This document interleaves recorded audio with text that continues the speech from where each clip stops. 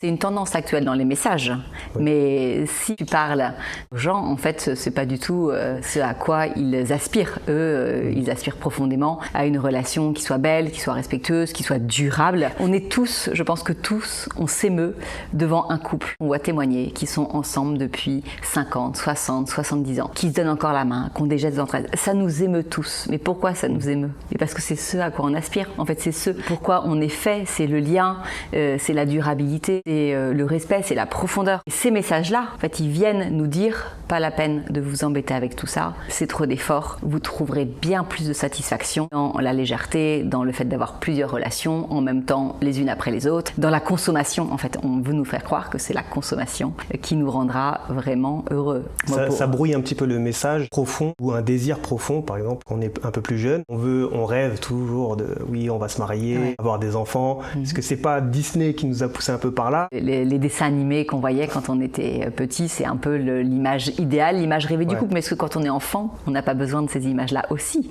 pour que ça nous donne envie d'être amoureux, d'être amoureuse, d'être en couple plus tard, d'avoir aussi une famille. Voilà, à la limite, c'est pas contre-productif du tout pour un enfant. Après, en grandissant, on se rend compte que c'est pas forcément le conte de fées. Le couple, l'engagement, ça demande des efforts, ça demande du travail, ça demande aussi parfois de l'abnégation. Mais voilà, enfant, c'est bien de nourrir une belle image du couple.